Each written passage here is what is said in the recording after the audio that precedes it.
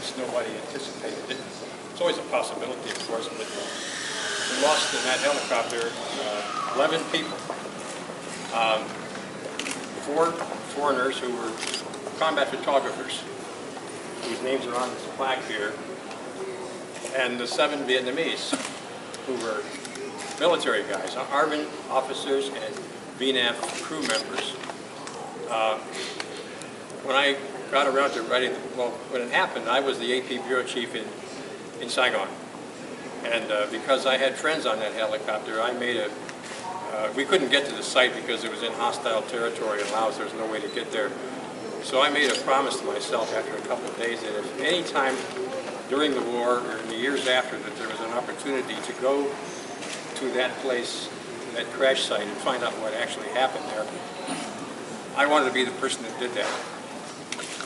And when I made that promise to myself, of course it didn't occur to me that it might happen 27 years later, or that 37 years later, in 2008, we would be standing here in this very place dedicating this canister of trace remains of these 11 people who are buried in the floor here. Because it's a journalism museum, the focus is all on journalists who have lost their lives covering wars and other events.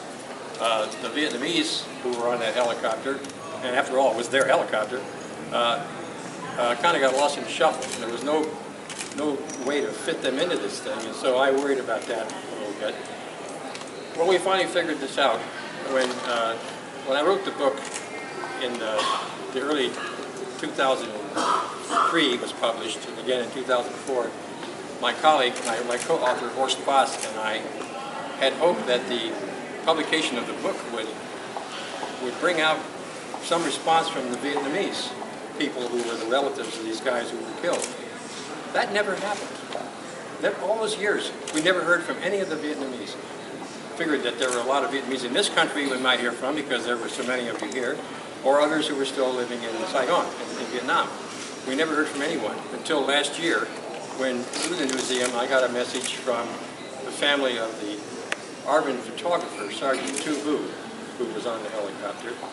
And I heard from them in Saigon, and they had heard about this ceremonial interment of these remains. And so I contacted that family through email and so forth, and managed to send them a book by way of Hanoi. You couldn't send it directly because the government would seize it, so I got it smuggled through Hanoi through a journalist friend, so that they would know what happened. They told me, Tu Vu's family told me that the information that I gave them, I was stunned to learn this, was the first information they had ever had as to what had actually happened to him. They didn't know how he had died. They knew he was killed in Laos, but they didn't know where, exactly when, or how. They didn't know he was on a helicopter. They knew none of that. That's hard to believe that these people had lived all these years without any knowledge of this, just the fact that he was dead, and that's all they knew. Tu Vu's brother is here today, which I just found out. He just introduced himself to me, and I didn't know that he was going to be here, and it makes this even richer because it means there are 4 families represented here, not just 3.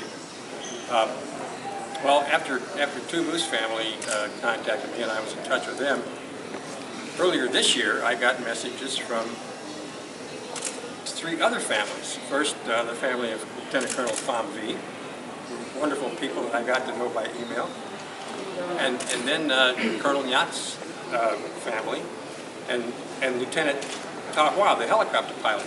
And I've been in touch with all these people now for the last few months. And when I was told by Kim Win here that they all wanted to come to the Newseum as a group and pay homage to their lost relatives, I thought that's one of the greatest ideas I ever heard in my life, because it closed another chapter in this story. And all you people being here today, this story, I call it the story that never ends, because it hasn't ended. It's now 39 years. I'm still standing here talking about this. I've been living with this story all this time in one way or another. And this event here today is, to me, one of the most important things that ever happened to me, as I hope it is for you. So I want to personally welcome you all here and say how how happy I am to meet you all at last, see you all here at one time. Because we who worked in Vietnam and covered the Vietnam War, we journalists developed a great affection and appreciation and respect for the Vietnamese people. You people made a fantastic sacrifice. You lost your country, and you lost a lot of your people. And that's not something that you can treat lightly.